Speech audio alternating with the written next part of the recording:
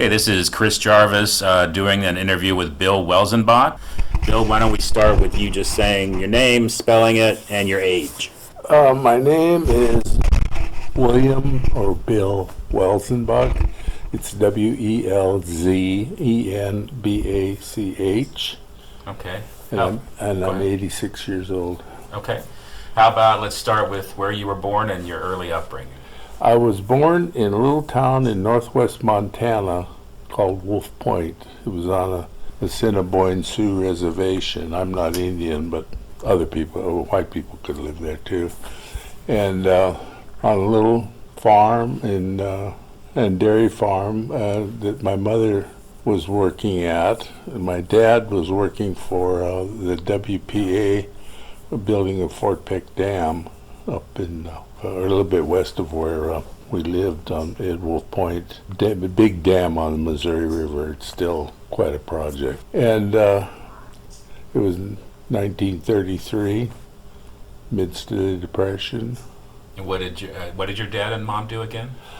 My mother, when they got up, they had both were from Minnesota, and they ran away and got married in Long Beach, California in 1930, which was, at that time, my dad had separated from his first wife, and he had lost his farm in the Depression, and they went out to California to work on the oil fields down in Long Beach at Signal Hill, and that just gradually closed down. They eventually had to they came up the San Joaquin Valley and worked their way up as far as Livingston, picking fruit and stuff. They spent the summer in Livingston and then basically took an old car and headed for Montana, because I had a great uncle, my dad's uncle, and his family lived up there. They'd homesteaded in about 1915 up there.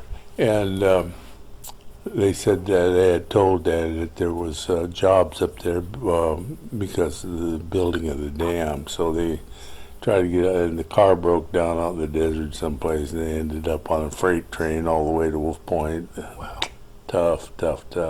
And my mom met these people named Fredrickson that had a little dairy farm, a little farm up there. And they more or less took her in. And I was like their grandchild, their first grandchild.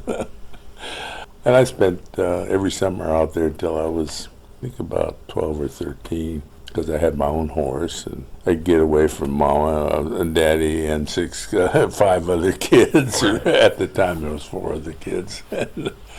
And So you're what got number? spoiled rotten. I'm the oldest. You're the oldest. Okay. Yeah, my oldest. But my dad had another family, but they were quite a bit older than me. And so I spent my childhood in this little town, going to school normally. And then as soon as school was up, bang, I was out of town. Were you? Sure, I'd go out to my godparents and stay there all summer long, because I had it made, spoiled rotten, own horse and everything. What town was that in? It was out in the country, Out in the country. Wolf Point, just outside of Wolf Point. This was during the Depression. Mm-hmm. So what was life like because of the Depression? You didn't have any money. I remember we had my folks rented a house when I was real little, and I think Mama said that the rent was like $15 a month, and that was a major portion. I think Daddy made $45 a month or something like that. We never went hungry, and we always had a good home. But I can remember especially then they'd go to dances, and so they didn't have, they had to look a little more sophisticated, I guess.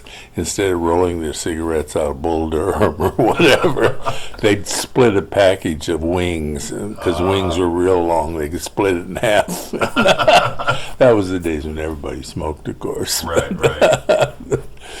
And you just didn't have any excess money, Right. is all. The people that I worked for here in town, the Miller Scott Nursery, Gazebo Gardens.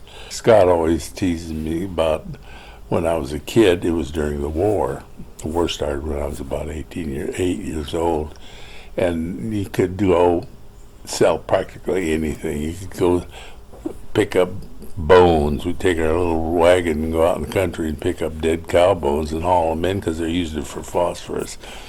Really? Yeah. Yeah. In the war effort, and you could sell any metal, copper, iron, anything. They'd take it to this scrap metal place, and you get enough to go to the movie, which was 10 cents. Wow. And so scrap metal was a big deal because they used it for the machinery for the war? Yep. Yeah, you recycled everything then. Yeah.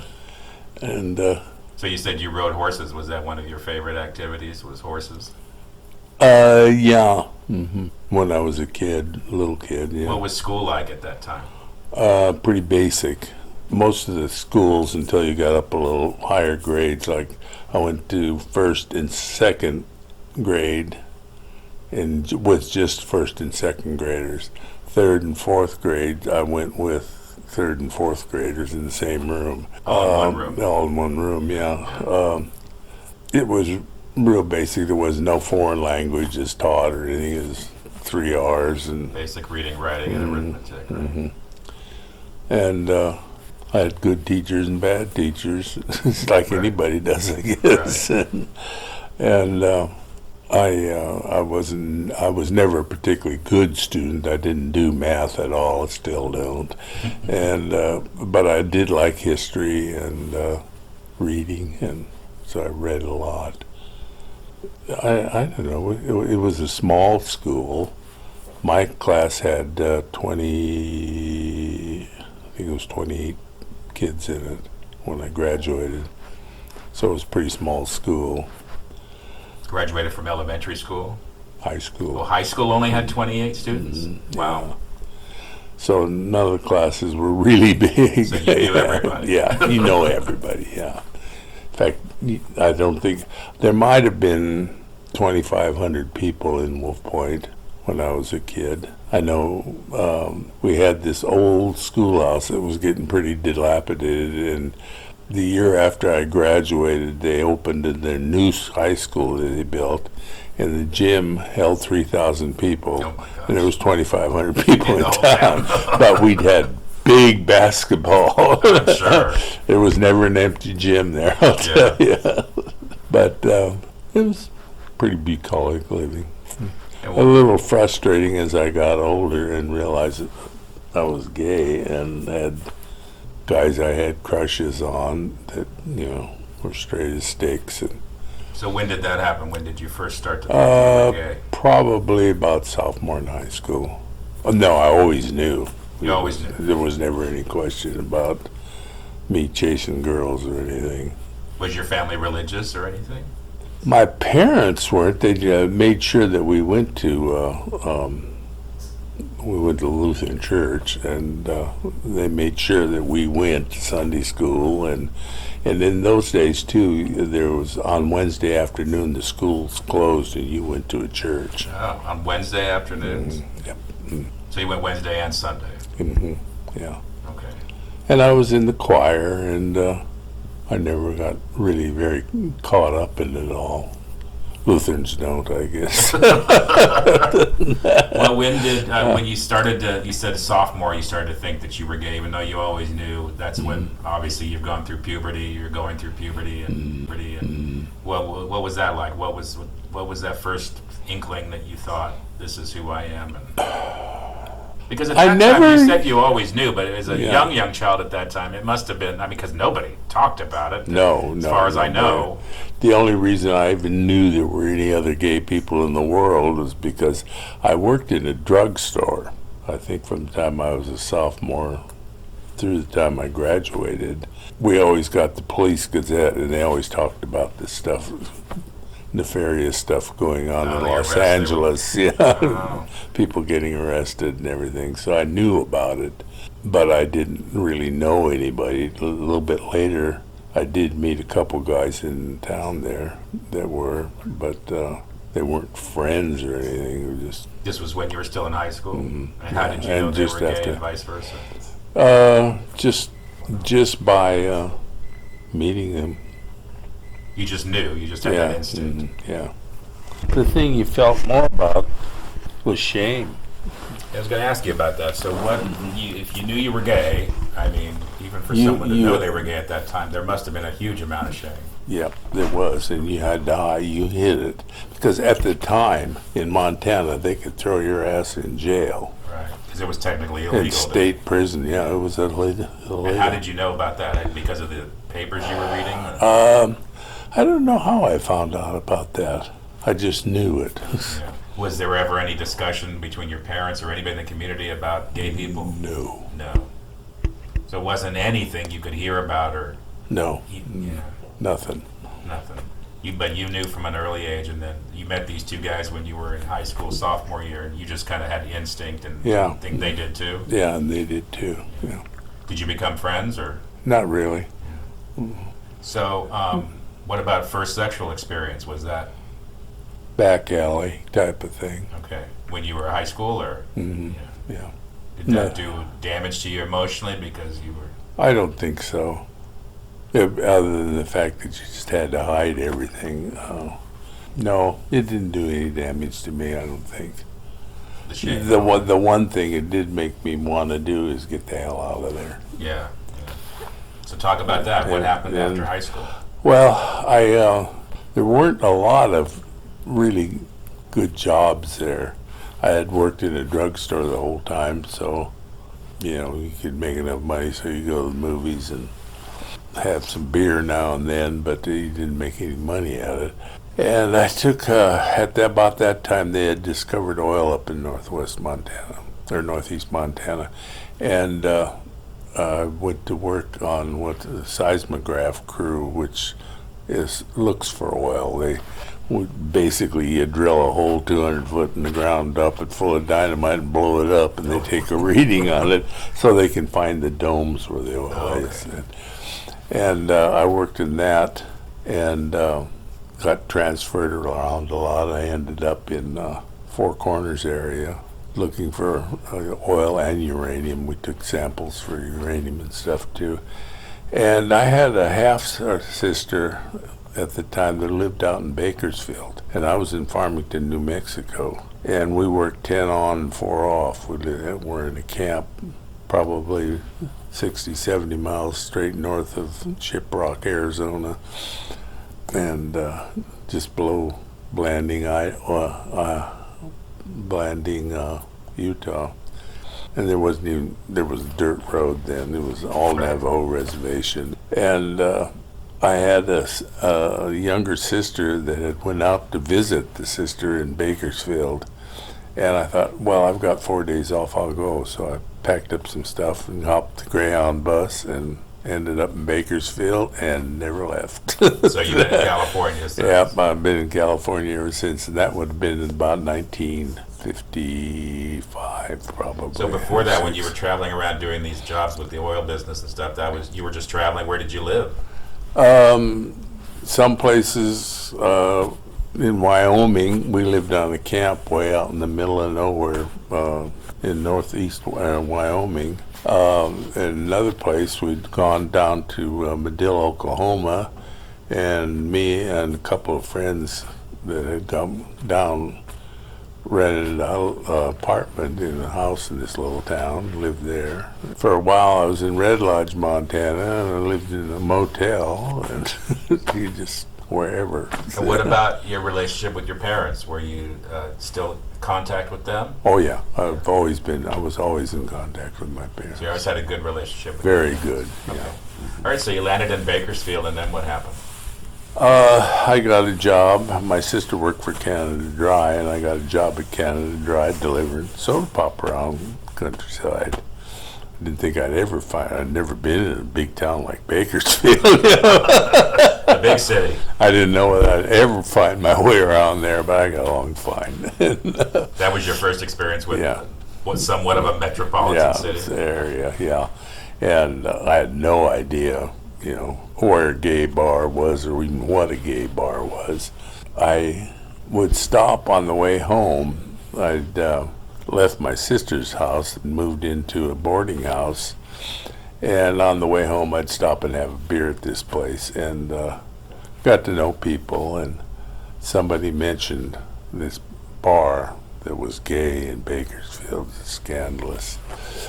They mentioned it as just a warning, or as I think it probably was kind of don't stop there type of thing. It was called the Beehive. That's cool. And a couple of lesbians ran it, B. Chavez, and but it was a real hopping spot. It was just a beer bar, and probably took 10 minutes to get down there once. Well, I guess I better go home and zoom down there. So, and then I started meeting people there, and there was another gay bar which was just a old filling station converted into a bar run by an old Italian lesbian. Her name was Lena Lamucci.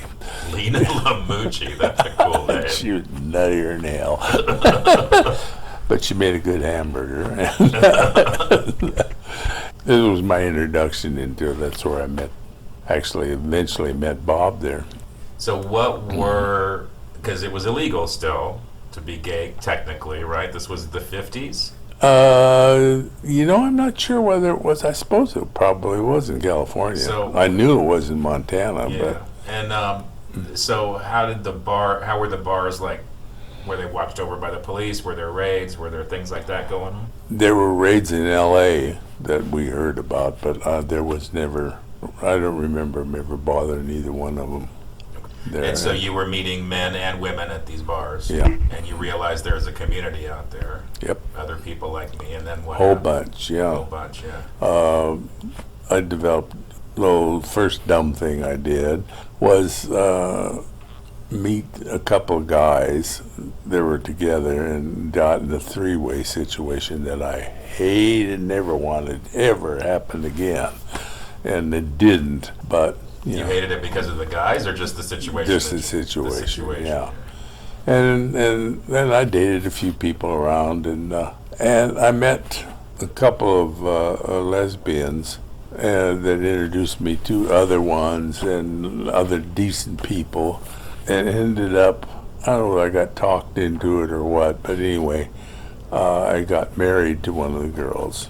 And she was a lesbian? Yeah, it's a very famous family. Oh, okay. Can I mention it? It was Buck Owen's sister, Toots.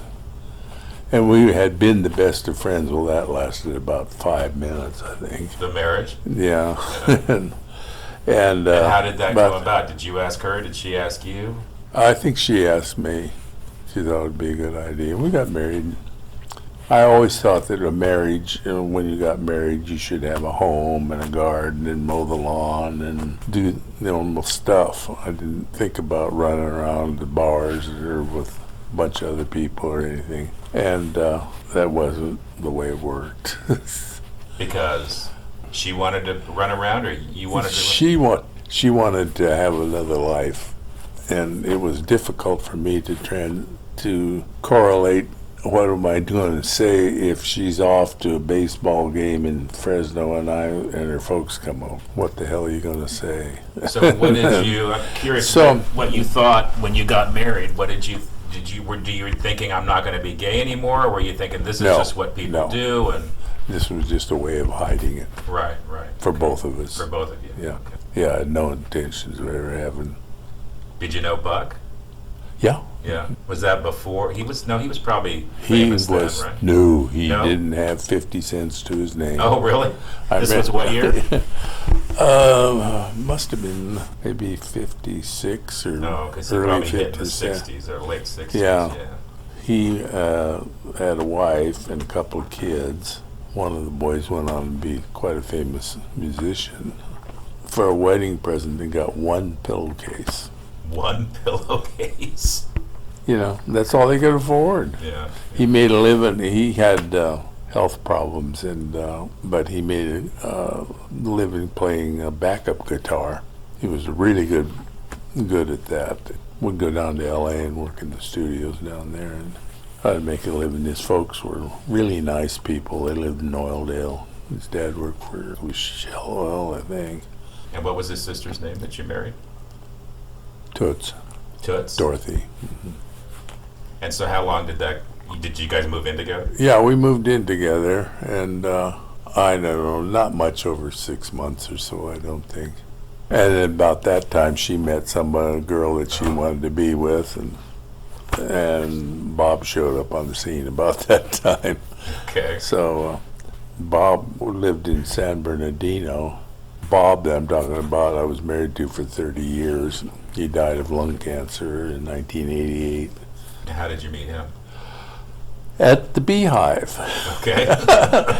He had friends that lived in Fresno, and he'd come up from, he had mustered out of the Air Force in San Bernardino, and he was from Pennsylvania, and he did not want to go back to Pennsylvania. He wasn't that fond of his father. He didn't want to go back there, so he went to school in San Bernardino, and about the time he graduated from school, a business school, he had come up to Bakersfield, and I met him at Beehive because it was a dance joint. We had a hell of a lot of fun there. A little tiny bar, and it would be solid people, and it would be people from all the way from San Diego to San Francisco. So it was packed. Yeah. Mm-hmm. And dance floor, bar, did they serve food too? No, beer. Beer, just beer. That was it, yeah. And it wasn't a hell of a lot big. I don't think it was much bigger than this living room, Yeah. frankly. Wow. So it was pretty packed in there. So tell me about the night you met him. Yeah, the night I met him, is that we were both at the Beehive drinking. He practically just dragged me off to the first motel. He had seen me before and had a big fat crush on me, and he was tall, dark, and handsome. Man, you couldn't ask for a nicer guy. And so we went back and forth for a little while, not very long. I'd take the bus and go down to LA and then on into San Bernardino and stay for a long weekend and then have to come home. And he didn't like that idea at all. So, and I hated Bakersfield. I did not want to live there. So I moved down to San Bernardino with him. You moved in with him, or you got your own place? No, we moved in together. That was in June. I don't remember for sure, 57, 58, somewhere along in there. And neither one of us really liked San Bernardino very well either. And I had a good friend that lived in Oxnard, and I had friends that lived in Fresno. So we decided we were going to move. And it was like Oxnard, Fresno. Oxnard at the time, if you didn't pick celery or lima beans, you were SOL. Fresno, you had a better chance of getting a good job. So we moved up to Fresno. And what did he do? He was a bookkeeper. He worked for Melville E. Wilson Company, which was a well-known fertilizer company here for years. And the men who walked the furrows, well, he didn't walk the furrows. He kept the books. And he worked for them till he was 55, and he retired. After we moved to Fresno, he went to work right away. He didn't want me to work. He wanted me at home cooking and doing other little things. And how did you feel about that? I was fine. Okay. It got kind of boring after a while, so I did decide I better go get a job. Yeah. And we needed the money anyway. Neither one of us had doodly. I think when we moved to Fresno, we had a Ford car, an old Ford, and we managed to save up $100, and we moved up here on that. So we didn't have much to run on. Well, let me ask you this. We didn't talk about this, but before we go on, did you ever come out to your parents or to anybody? Did you have a coming out experience? A little bit later on. I never did to my parents. Sex was something that was never discussed there. Right. It just never did. They knew I always said they liked Bob better than they liked me. So they knew just of your relationship with Bob as being, what was it, roommates or? No. So you think they knew you were gay? Yeah, I'm sure they did. It's just not something they discussed. Right. In fact, they spent one winter. They spent 6 months here with us. Oh, okay. Because we still lived in Montana, and it was getting kind of rough winters up there. Yeah. And they were getting older too. And we had a little house. We didn't have a big house. We had a little house. So. And what was it like the late 50s, early 60s, two men living together. What was that concept to the outside world like? What did you guys face? We had it amazingly easy, and I don't know why. I never did figure out. We bought our first house. We moved up here in October. We bought a house in we moved in on January 1st. And what would it have been, 1960? Yeah, I think so, January 1st, 1960. We bought a house. It was a little Kavanaugh house over here by St. Anthony, which didn't exist then. There was nothing but fig trees out there. Right. And the house was $10,000, and we had a $75 house payment, which we could afford since we were both working then. And which was probably a decent house. I mean, that took a chunk of your income to do that. Yeah. Mm-hmm. It not a big chunk though, because we got into the house for $100. Wow. And had a second mortgage that paid, I think it was $19 a month, and the house payment was $55. So we had a $75 a month house payment, and we paid that off in 5 years, and then paid $55 a month house payment till the loan was up. Wow. Sounds good by today's terms, but yeah, it's all relative. Yeah, it's all relative. Yeah, well, that was in the days, especially when Carter was president, and interest rates. We had, by then, we're making halfway decent wages, and had inherited some money from an aunt of his, and it gave us enough income so that we could do other things like remodel the kitchen and build a swimming pool and stuff like that. And the interest rate was so high that we put all our savings that we could possibly scratch together, because we get interest 16% on a CD. Wow. I'm still living on some of that. But we started meeting people. There was a lot of couples living together.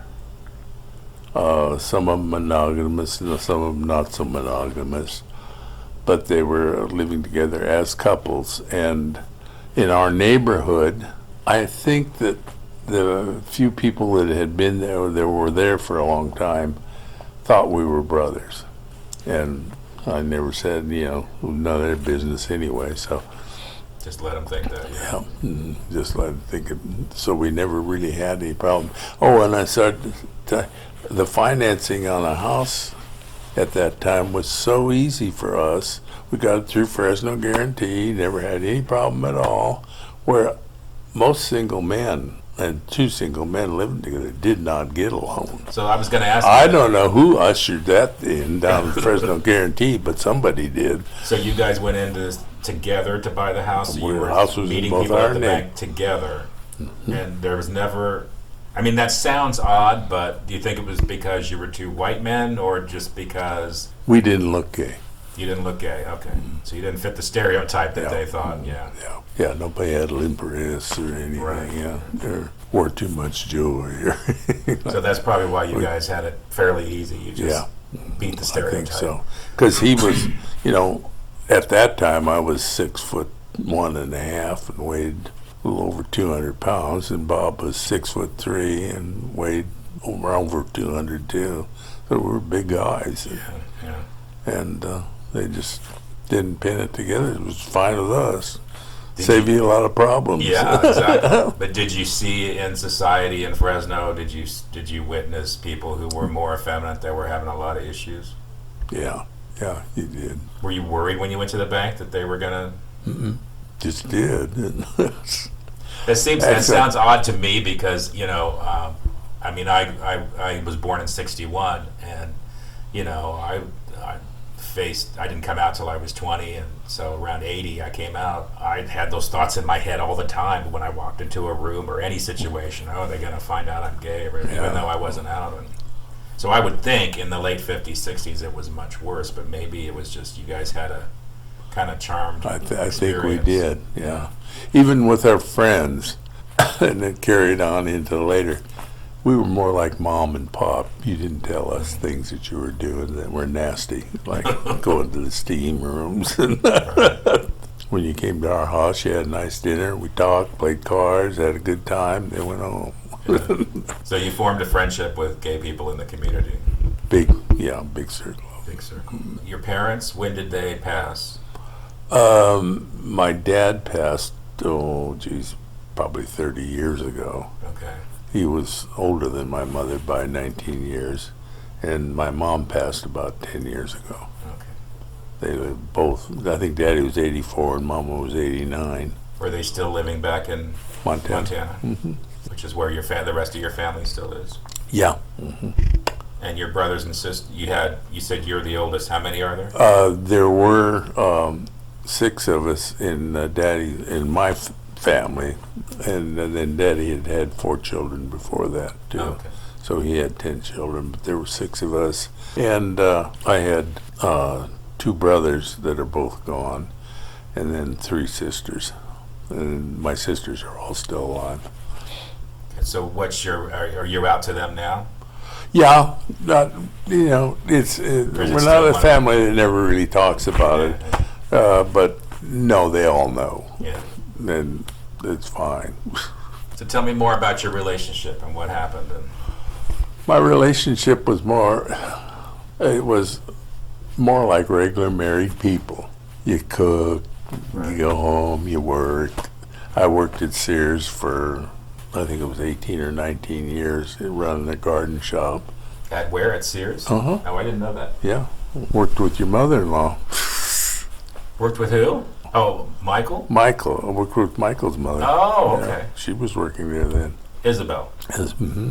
And you did the garden department there? I did the garden department. And is that how you got into horticulture? I mean, Yeah. you got into it through there? I always kind of liked it, but even before I started, after we bought our little house, my mother always had to raise a garden, and I liked it because she used to can maybe about 500 quarts of vegetables and meat and stuff every year. She had 6 kids, not much money, and it was during the war, a lot of it, and you just did it. So I always liked gardening, and after we moved up there, I had a friend in Lodi who raised a lot of dahlias, and I started there. I had lots of dahlias, and then I got hung up, and then a vegetable garden, and we had like an orange tree and an almond tree, and you just had a green thumb. You could make things grow. Just always could make things grow. I had been working, my first job up here was at Kendall Addington Window Factory. We made those aluminum windows out the airport. Oh, okay. And I got laid off there, and in the process one day I was reading the paper and I saw a little ad for somebody to work at Sears in the garden shop. So I knew enough about plants, I figured I could get by there. So I went down there, and I was there for 18 years, made a lot of good friends. And what kind of work was that job? I mean, because I would think of Sears as just, you would have to pollinate plants or anything like that, or no, it was strictly sales, buying and selling. Buying and selling. Okay. Yeah. The nursery part also had a pet shop. So if weather was inclement, I would be in the pet shop. They used to sell animals in the store. Yeah, we sold a lot of fish and birds and stuff, a lot of pet supplies. So that was... This was the Sears where? On Blackstone? Mm-hmm. Okay. Yeah, same one. Before they remodeled, you may remember when you was a kid, there was Sears, and then there was the annex on the north side, a separate building. Okay. And it had the toy store, and the little restaurant, and the farm store, and the pet store, and summer furniture. Right. Or in the wintertime, Christmas stuff. Yeah. And I worked out there, made a lot of good friends there. And at this time, Bob was still doing bookkeeping. Yeah. Oh, he worked for Melville Wilson the whole time. Oh, the whole time? Yep. Mm-hmm. And then when did you leave Sears? 1980. And why did you leave? Was Bob sick or? No, I had it up to here, frankly. What had happened was Sears was finally trying to join the 20th century. They were setting up buying and sources that had no relevance to me at all, because Fresno was at the north end of a district. Nobody ever came up here. Once a year, maybe somebody'd wander through. And I developed all my own sources, and one day I walked in and the computer said, you can't have these people anymore. You got to get it from here. So you weren't getting corporate visitors from Sears, and you did your own thing, and then suddenly they showed up and said, nope, it's this way. That's it, this way. And I got offered a job with a nursery supply outfit, and that was selling nursery dry goods on the road, and I did it for 1 year and hated it. And one day I walked into Gazebo Gardens, who was one of my customers, and Eldon McMullen, who owned it at the time, he said, Bill, I need somebody to work here. He said, I've had this guy working out here, and he spends more time at Upstart Grow than he does here. Plants dying all over the place, and they were busy building a house, and they just kind of let it go. So I just said, how much you paying? And he told me, and I said, well, I'll start in a week and a half or 2 weeks. I give him a little notice. So I hired myself, and literally still there. And this was, what year was this that you started? 1980. 80 in Gazebo? Mm-hmm. Okay, and tell me about that. What'd you start doing? Well, the first thing I did was have to go in and clean up a whole big nursery. I was just scandalized that the condition stuff was in, because I was used to taking care of stuff. But I had a quicker turnover at the store too. But I threw out 750 China doll roses, and that was a big thing to throw out. Right. Because they were dead. Just because nobody had taken care of them? Yeah. Mm-hmm. Got to water them. Is it because they didn't have business, or? No, they just didn't water them. Oh, really? Simple as that. Yeah. So anyway, I worked like crazy that first fall, getting I think we had about 1,200 rose bushes besides that were in rough shape, and I fed them and got them all going. I had them all sold by November, so. And fruit trees that needed just general cleaning up, getting rid of the junk, and then just went on about. They pretty well gave me free rein on ordering, and I developed pretty good business. And then when did Bob pass? Bob died in September of 1988. 88, and he died of lung cancer. Lung cancer. Was he a smoker? The last thing he did, conscious thing he did, was light up one of them damn Moore's cigarettes. You mean as he was dying? As he was dying. I figured, well, I wasn't going to take him away from him. It was too late by then, yeah. Did you ever smoke, or? I did, yeah, but I had quit about 10 years before that. Been darn near 50 years ago since I quit. So he kept smoking right up to the end? Yep. Mm-hmm. How long was his illness? He was diagnosed in March and died in September. So it was fast. So it was pretty fast, yeah. So at that time, AIDS was hitting, so that was around, but he died of lung cancer. Yeah. Mm-hmm. Yeah, it wasn't, well, several of our friends had already contacted AIDS and were really ill or gone.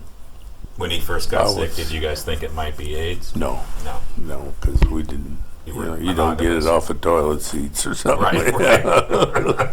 But I can remember when Danny Mills was sick about that time, and Albert Fries too was one of our best friends, and we hadn't heard anything about AIDS, and all of a sudden, here's one of our best friends in the hospital in quarantine.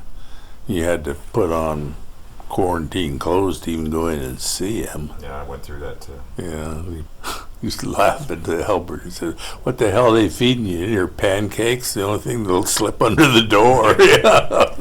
I know. One of my first friends who died was around that time. We were in Lake Tahoe, and nobody knew anything about it in Lake Tahoe. And the nurses they wouldn't even go in the room to bring food. They had to find people that were willing to go do that. Yeah. There was, they had a hard time getting care even. Oh, yeah. They really did. So then you saw it kind of go through the community at that time. Yeah. Mm-hmm. And you guys lost a lot of friends, I'm sure. Yeah. I did too. Yes, we did. And then losing Bob on top of it, that was about the crowning blow.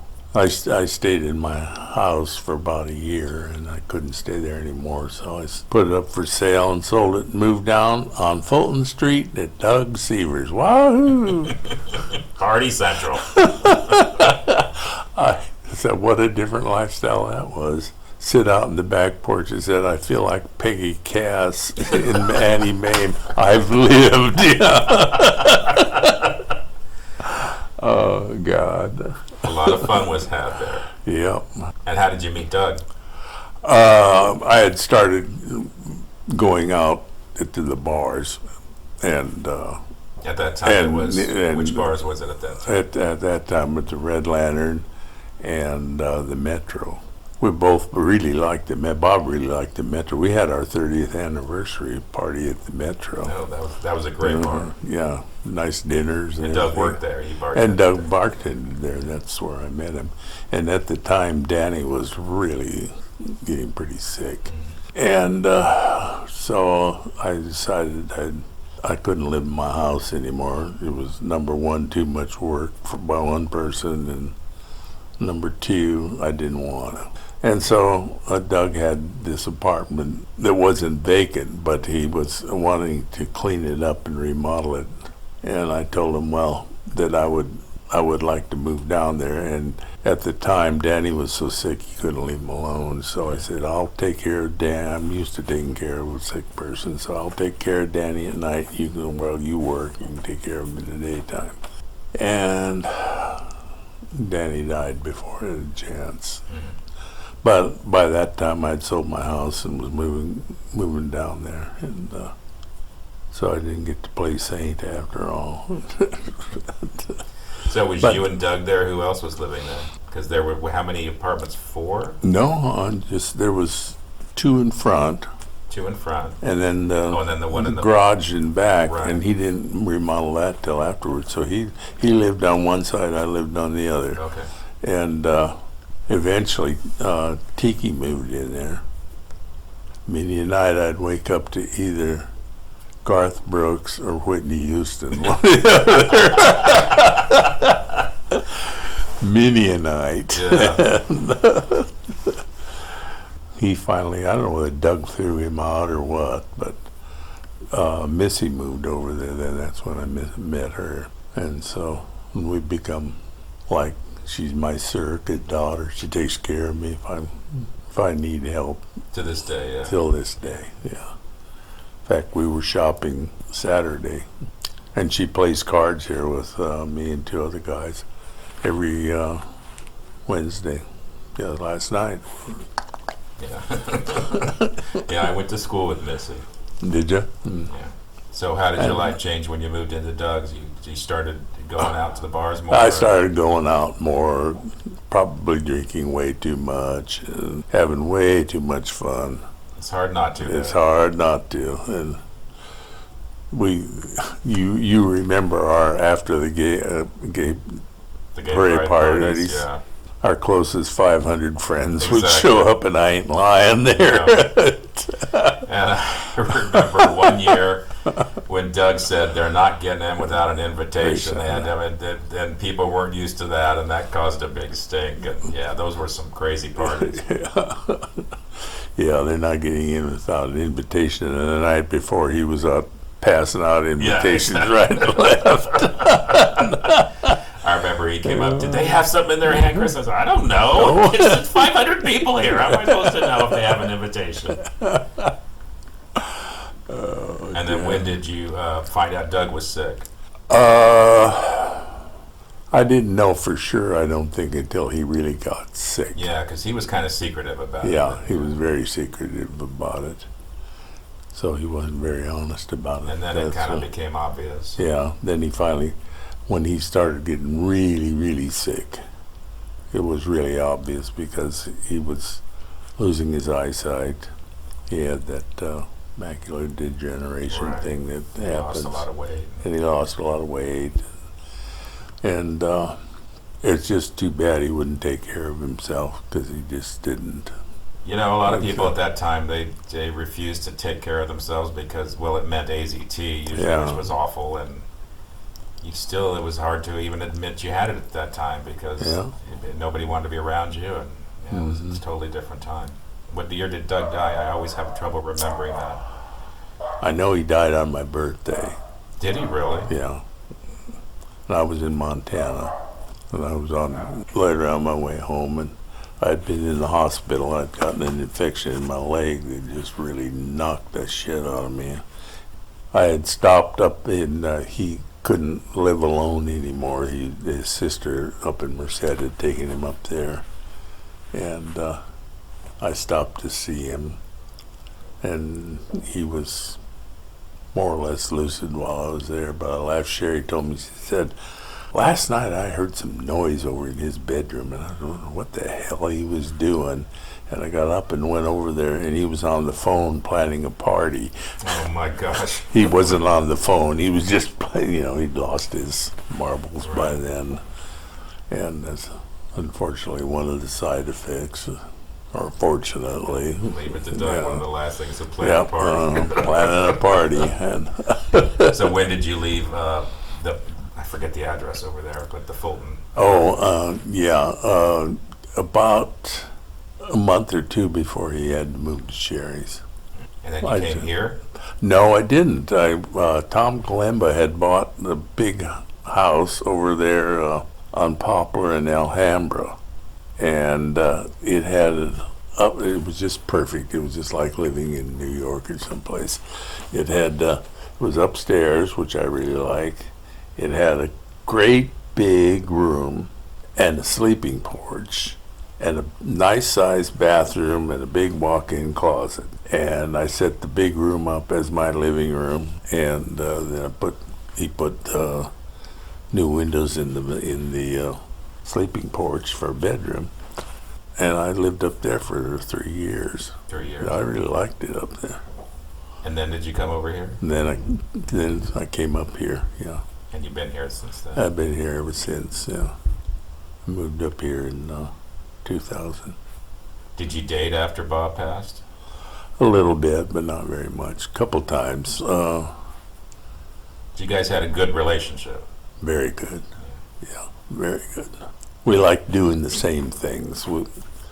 We liked our home. We liked entertaining. We used to, we'd have people over 5 nights out of 7 usually. And Christmas time, I'd have 18 for Christmas Eve and 15 for Christmas dinner.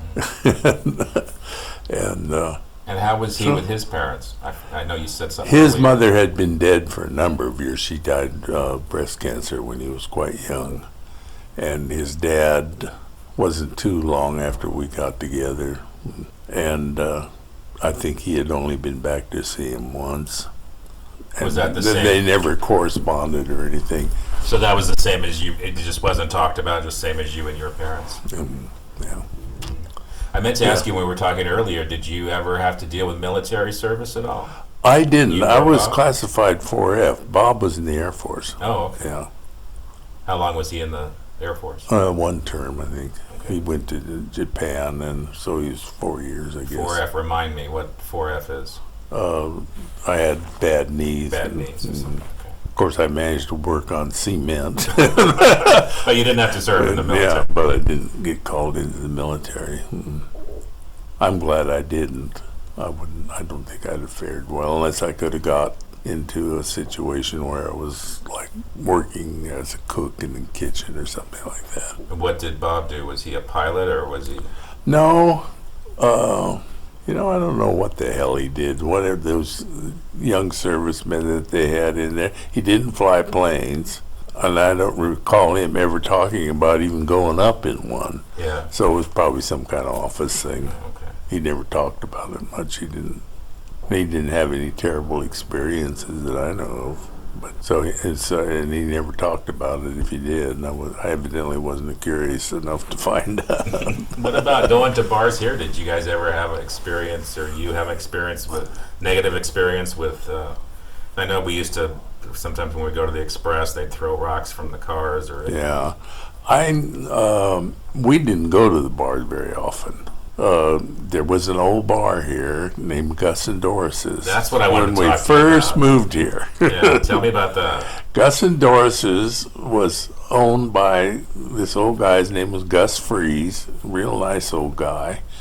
Him and his wife Doris owned it, and it was a farmer bar out on good piece out in the country. I can't. You told me remember this before. I street, thought yeah. you said way out, maybe past Herndon way out. Was it that? No, that part of town? No, it was south or west of town. Okay. On my 86-year-old mind, it's gone Okay. now. Was this a gay bar Yeah. all the time? Well, in the afternoon, it was farmer's bar.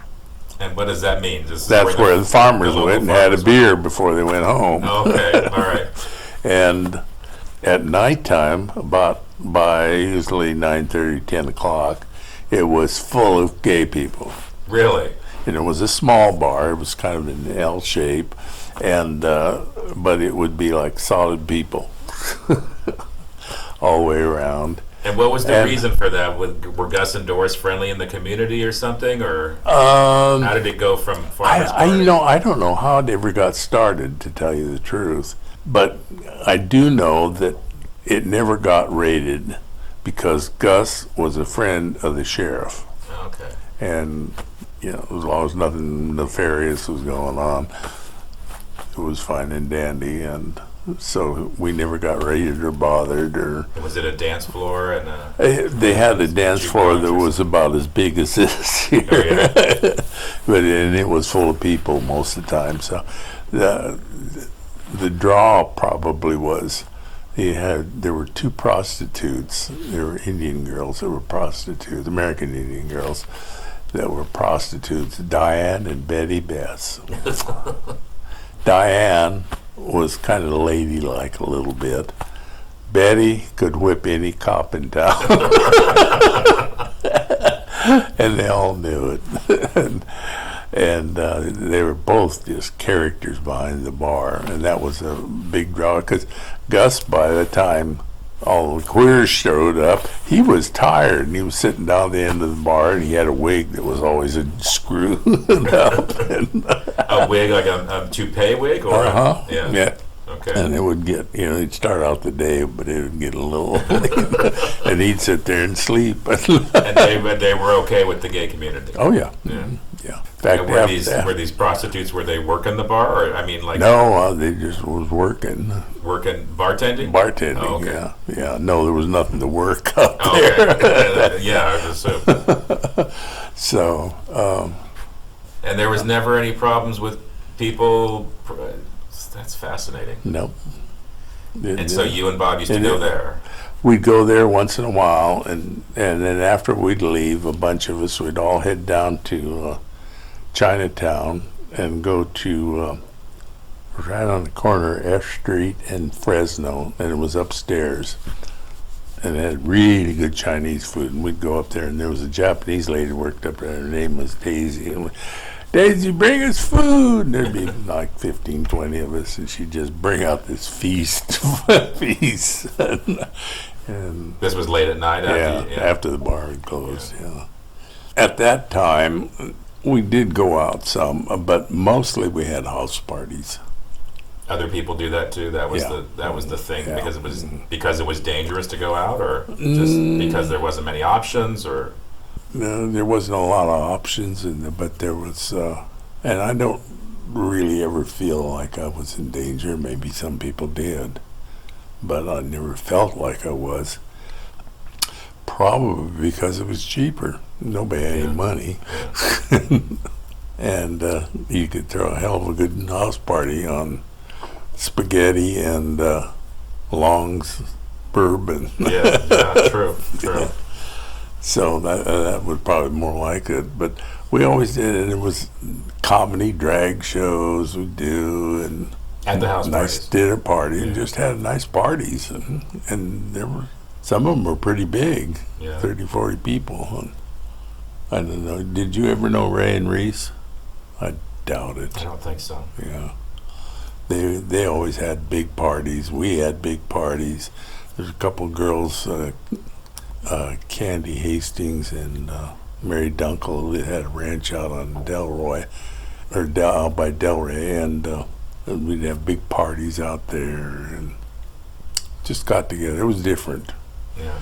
You know, nobody sat around looking at their phone or watching porno or. Yeah. Well, they did at some other party, probably. Yeah. So we had. Did you and Bob ever talk about kids or anything? We did a little bit, but neither one of us really wanted children. I was from a family of 6, and he was 2. He was the youngest, and I was the oldest. I never think about that with me and James, because we talked about it a little bit, but we never really wanted to do it either. And I'm from where I'm from 5, and he's from 5 or 6. I never thought that might be part of it, but yeah, I just never. I don't even know that it was. I just have kind of a feeling maybe it was, but it wasn't something we wanted. Did you know any gay couples then that had kids? It was pretty unusual back then. I can't remember any guys that did. Yeah, there were a few lesbians that had some children. It's easier for them because they had been married before or something, but I can't think of any guys that did. Yeah. It certainly wasn't a trend like it is today. Not like now, and I still wouldn't. Yeah. Yeah, I wouldn't either. I hear people talk about it every day. I'm like, I'm so glad I never made that choice. Yeah. But now they make you feel guilty about it. Yeah, but I don't care. Yeah. So when did you leave Gazebo? You retire? Technically, I really haven't. You're still over there? I don't go to work down there anymore. I just do the flowers over at Fig Garden Village. Okay. And I do the radio show that Scott and I do. Right. And they've developed into more of a family for me than, because I don't have any family here, so them and Scott and Natalie and their kids and mother-in-law and mothers and. So what do you guys talk about on the radio show? I've never listened to it. Sorry. Just horticulture things.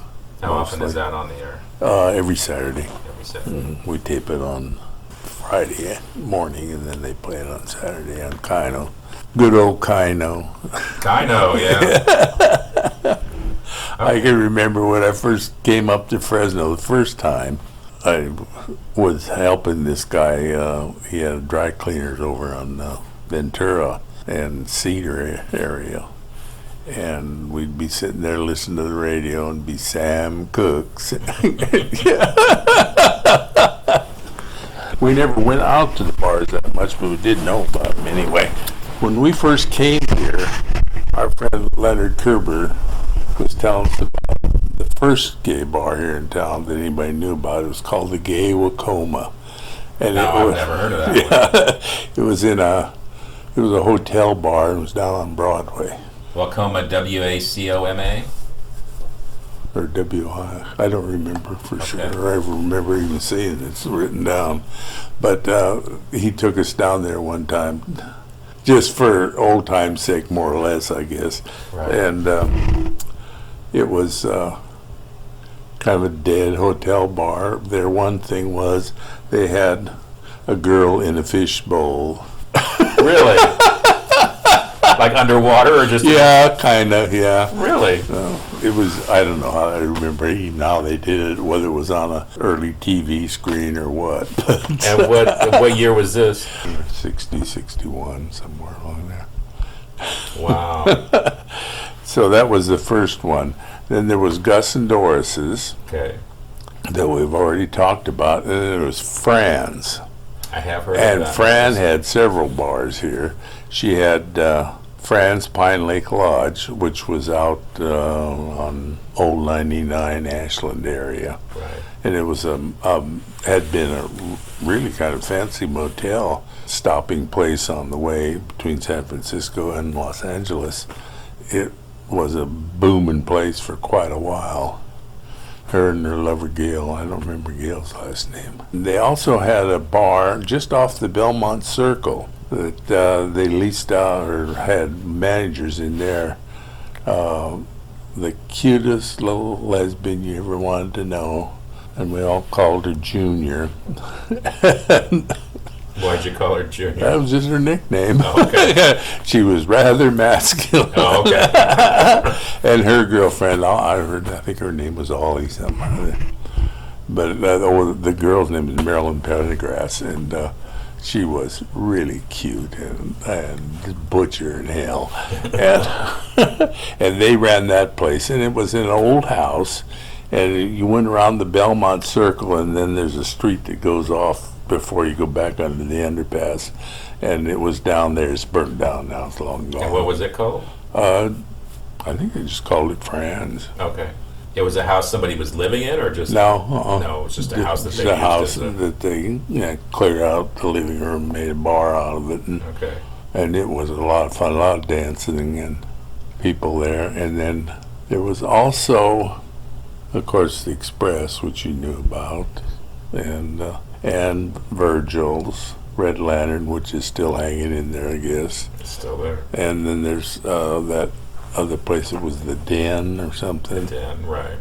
And there was a place on Blackstone too, down around McKinsey, and I don't remember the name of it anymore, but I think I know which yes, one you mean. yeah. When I was going through stuff for Pride this year, looking for Qistory stuff, I saw it because I had been there. A little tiny place. Right? Yeah. Yeah. Uh-huh. I can't remember the name of it either, but I know which place you're talking Yeah, about. it was kind of a hole in the wall. Did you know about the Orange Ogre? Oh yes, of course I knew about the Orange Ogre, which was kind of whatever. Yeah. Carol Gustanian's. Right. She always said she hated queers, but I thought Yeah. she was the biggest one in the world. Yeah, exactly. So, there was another one out on Herndon Avenue. I can't remember the name of it now, but it was out Herndon. You went out Herndon and made a jog, just where Herndon makes a jog across the railroad track. You went Right. straight ahead just a little ways, and there was a bar there. And then there was also, on the edge of Pinedale, there was a bar there that was, it ended up being called Jackanofsky's, I think. Really? Yeah, it was owned by this woman who put on shows and stuff herself. But before she got there, it was a gay bar, and it was big, so it had lots of room in it. And they did shows and everything out there. How ironic that back in those days there were more gay bars than there. Yeah, than there are. way more. Way more. Yeah, by far. Well, didn't have porno on the TV to Yeah, sit and watch, true. Didn't have internet. or the phone. Right. Right. Because it's You kind had of, to go out to meet people. yeah, Yeah. it's kind of sad. It was a different world. Yeah, And I think we had more community back then. a lot more Yeah. and less political. Yeah, true. And it was, I mean, I love the fact that we have access to information now, but boy, it's just changed everything. Mm-hmm. Not for the best most of the time. No, there was like I say, we had a large group of friends, and we entertained all the time. Nobody entertains anymore. When the hell was the last time you went to a arts party? Yeah. I know. Maybe Christmas. Maybe. Yeah. Yeah, we're going to a wedding on Saturday, and I'm like, oh, a party. Wow. And it's two lesbians. Okay, Bill, I think that's good. Unless you have something else you want to say. I do, but I don't know how to put it yet. So maybe I'll stick it in later. Okay.